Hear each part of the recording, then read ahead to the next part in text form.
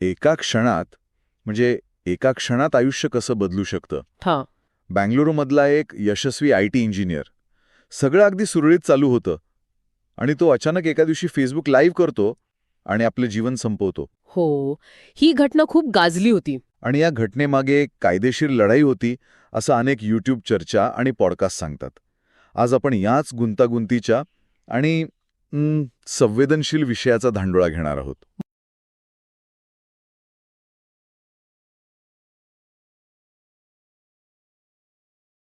Hello world. मेरा नाम अतुल सुभाष है। मैं तकरीबन 34 साल का हूँ। बैंगलोर में रहता हूँ। आज मैं सुसाइड कमिट करने जा रहा हूँ। तो मेरा मानना है कि अ, मुझे खुद को ही खत्म कर लेना बेस्ट है मेरे लिए, क्योंकि जो मैं पैसे कमा रहा हूँ उसी से मैं अपने दुश्मन को बलवान बना रहा हूँ। वही पैसे मुझे ही बर्बाद करने के लिए यूज हो रहे हैं और ये साइकिल बढ़ता ही रहेगा। टॉर्चर किया हम लोग को भी टॉर्चर किया, पर मेरा एग्रीकल्चर बच्चा कॉलेज है उषा, मेरा उसी के बच्चा नाम पर अपने है, वही ऊपर हमारा सब हम लोग के लेके एरिया में अपना है। मेरा बच्चा सब बर्दाश्त किया, हम लोग को भी नहीं सहने दिया। अपना कष्ट अपने झेलता रहा, अंदर ही अंदर घुट गया, एकदम बर्दाश्त से बाजुल कर दी। भारतात महिलांच्या संरक्षणासाठी बनवलेले कायदे काही प्रकरणांमध्ये हत्यार म्हणून वापरले जात असल्याचा आरोप होतोय. आमचा उद्देश इथे कुणाचीही बाजू घेणं नाहीये, तर या सगळ्या आरोपांमध्ये तथ्य किती, दावे काय आहेत आणि यातून मार्ग काय, यावर एक सखोल आणि निष्पक्षपाती चर्चा करणं आहे. आणि ही चर्चा खरंच खूप महत्वाची आहे, कारण ती थेट आपल्या विवाह संस्थेच्या म्हणजे मुळावर घाव घालते. विवाह म्हणजे केवळ दोन व्यक्तींचं नातं नाही, तर दोन कुटुंब जोडली जातात. पण जेव्हा हे नातं तुटतं आणि प्रकरण कोर्टात जातं, तेव्हा एक वेगळंच वास्तव समोर येतं. आपल्याकडच्या सामग्रीमधला सर्वात मोठा मुद्दा हाच आहे की ज्या कायद्यांना पीडितांसाठी ढाल म्हणून बनवलं गेलं, त्याच कायद्यांचा काही वेळा तलवार म्हणून वापर होतो. तर ही ढाल कमकुवत न करता या तलवारीचा गैरवापर कसा थांबवायचा, हाच या सगळ्या चर्चेचा गाभा आहे. ही लढाई पुरुष विरुद्ध महिला नाही, तर न्याय विरुद्ध अन्याय कशी आहे हे समजून घेणं गरजेचं आहे. चला तर मग याच धाग्याला धरून पुढे जाऊया. आपण नेमक्या कोणत्या कायद्यांबद्दल बोलतोय? स्रोतांमध्ये प्रामुख्याने कलम 498 आणि कौटुंबिक हिंसाचार कायद्याचा उल्लेख वारंवार येतो. या कायद्यांचा मूळ उद्देश काय होता आणि त्यांच्या गैरवापराचे आरोप नेमके कसे केले जातात? बघा, या कायद्यांची पार्श्वभूमी समजून घेणं महत्वाचं आहे. हे कायदे म्हणजे भारतीय समाजातल्या एका मोठ्या संघर्षाचं प्रतीक आहेत. हुंडाबळी, सासरचा छळ, शारीरिक आणि मानसिक हिंसा यांसारख्या गंभीर समस्यांशी लढण्यासाठी हे कायदे बनवले गेले. आणि लाखो महिलांसाठी हे कायदे खऱ्या अर्थाने संरक्षक कवच ठरले आहेत, यात काही शंका नाही. पण पुरुष हक्क कार्यकर्त्यांच्या आणि काही वकिलांच्या दाव्यानुसार आता चित्र थोडं बदलत आहे. जेव्हा घटस्फोटाची प्रक्रिया सुरू होते, तेव्हा पोटगीच्या रकमेवरून घासाघीस करण्यासाठी किंवा पतीला आणि त्याच्या कुटुंबियांना धडा शिकवण्यासाठी या कायद्यांचा वापर एक दबाव तंत्र म्हणून केला जातो. तक्रार दाखल झाल्यावर फक्त पतीच नाही, तर त्याचे वृद्ध आई-वडील, बहिणी, भाऊ, कधीकधी परदेशात राहणारे नातेवाईक ह्या सगळ्यांना आरोपी बनवलं जातं. म्हणजे हा आरोप फक्त एका व्यक्तीपुरता मर्यादित राहत नाही, तर संपूर्ण कुटुंबाला यात ओढलं जातं. बरोबर. या चर्चांमधनं एक विशिष्ट पॅटर्न समोर येतो, तो खूपच चिंताजनक आहे. असं म्हटलं जातं की पती-पत्नीमधले मतभेद अनेक महिने किंवा वर्ष चालू असतात. पण तक्रारी काय की होते? तक्रार दाखल होताना अचानक मागच्या अनेक वर्षांचे सगळे आरोप एकदम केले जातात. यात हुंड्याची मागणी, मारहाण, मानसिक छळ आणि काही वेळा अनैसर्गिक लैंगिक संबंधांसारखे गंभीर आरोपही असतात. हे सगळं एकाच वेळी समोर आल्यावर पुरुषावर आणि त्याच्या कुटुंबावर कायदेशीर, सामाजिक आणि मानसिक दडपण प्रचंड वाढतं. आणि याच दडपणाचा परिणाम आपण त्या बँगलोरूमधल्या घटनेत पाहतो, ज्याचा उल्लेख तुम्ही सुरुवातीला केला. हो, बरोबर. ती एक प्रातिनिधिक घटना म्हणून अनेक ठिकाणी वापरली जाते. कारण ती घटना केवळ एक आत्महत्या नव्हती, तर व्यवस्थेवरचं एक जळजळीत भाष्य होतं. या प्रक्रियावर भाष्य करताना तज्ज्ञ सांगतात की त्या व्यक्तीने आत्महत्येपूर्वी केलेल्या फेसबुक लाईव्हमध्ये अत्यंत स्पष्टपणे आपल्या वेदना मांडल्या होत्या. त्याने आरोप केला की त्याची पत्नी आणि सासरची मंडळी त्याच्याकडून जवळपास 3 कोटी रुपयांची मागणी करत होते आणि जर पैसे दिले नाहीत तर त्याला आणि त्याच्या कुटुंबाला खोट्या केसेसमध्ये अडकवण्याची धमकी देत होते. म्हणजे हे सरळ सरळ शोषण होतं. हो, इथे मुद्दा फक्त पैशांचा नव्हता, तर प्रतिष्ठेचा, करिअरचा आणि स्वातंत्र्याचा होता. एक उच्च शिक्षित, चांगल्या पदावर काम करणारा माणूस कायदेशीर प्रक्रियेच्या भीतीमुळे आणि सामाजिक बदनामीच्या दडपणाखाली इतका हतबल होतो की तो आपलं आयुष्य संपवण्याचा निर्णय घेतो. हे उदाहरण कायद्याच्या गैरवापराच्या संभाव्य परिणामांची तीव्रता दाखवतं. हे ऐकून खरंच अंगावर काटा येतो. एक माणूस व्यवस्थेपुढे इतका हतबल झाला हे या चर्चेला केवळ कायदेशीर सिद्धांतापुरतं मर्यादित न ठेवता एका मानवी शोकांतिकेपर्यंत आणून ठेवतं. पण काही प्रकरणांमध्ये हे फक्त वैयक्तिक सूड किंवा पैशांपुरतं मर्यादित नाहीये असंही दिसतं. हनी ट्रॅप हा शब्दप्रयोग अनेक ठिकाणी वापरला गेलाय. हे एक संघटित गुन्हेगारीचं स्वरूप वाटतंय. हो, हनी ट्रॅपची कार्यपद्धत ही वैयक्तिक वादांपेक्षा खूप वेगळी आणि नियोजनबद्ध असते. यावर आलेल्या रिपोर्ट्सनुसार यात एक टोळी काम करते.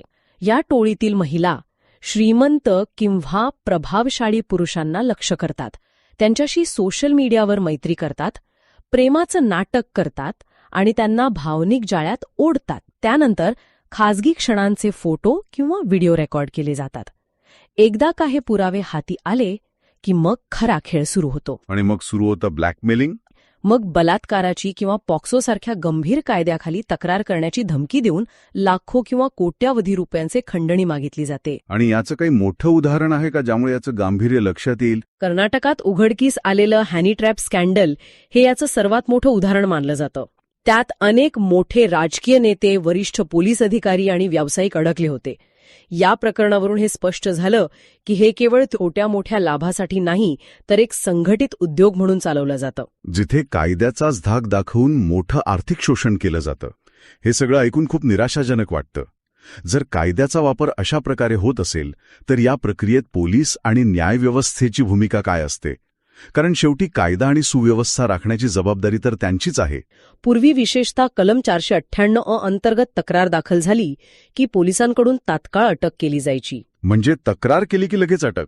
आणि यामुळे अनेक निर्दोष लोकांना तुरुंगात जावं लागायचं. या प्रथेला आळा घालण्यासाठी सर्वोच्च न्यायालयाने अर्णेश कुमार विरुद्ध बिहार सरकार या खटल्यात काही महत्वाचे दिशानिर्देश दिले. न्यायालयाने स्पष्ट केलं की 7 वर्षांपेक्षा कमी शिक्षेची तरतूद असलेल्या गुन्ह्यांमध्ये तात्काळ अटक करणं गरजेचं नाही. आधी प्राथमिक चौकशी व्हावी आणि अटकेची गरज असेल तरच ती करावी.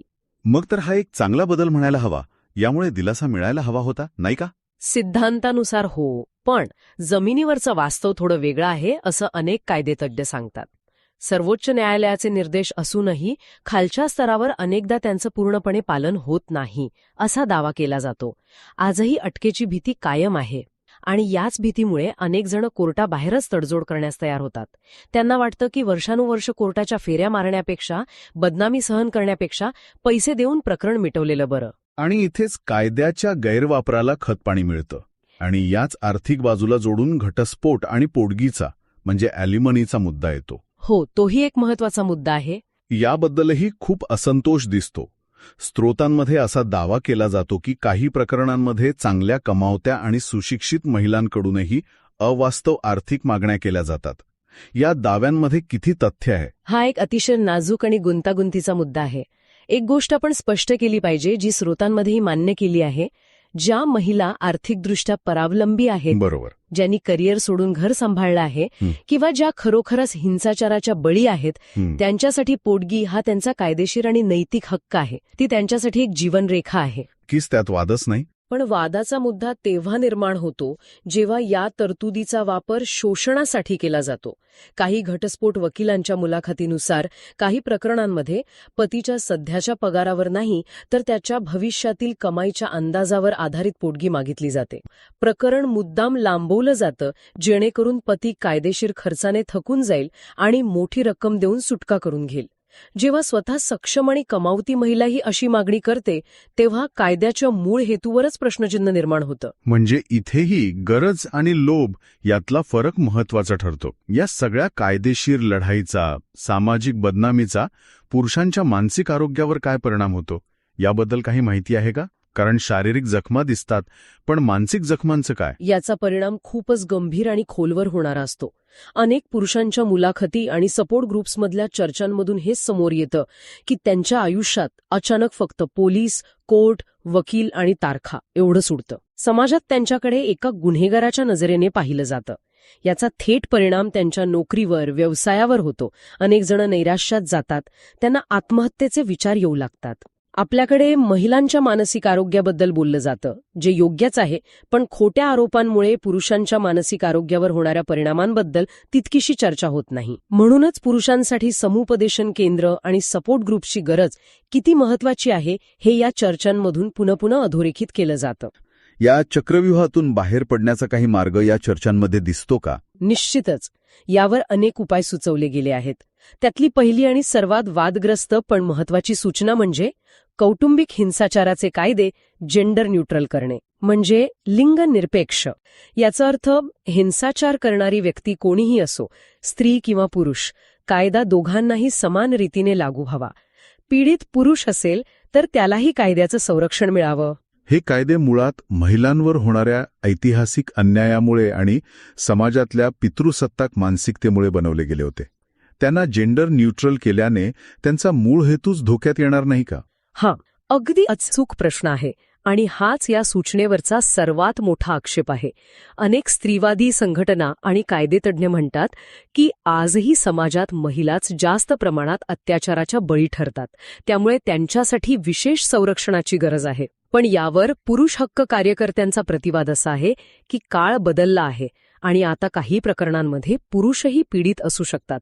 त्यामुळे कायद्याने लिंगाच्या आधारावर भेदभाव न करता पुराव्यांच्या आधारावर न्याय करावा.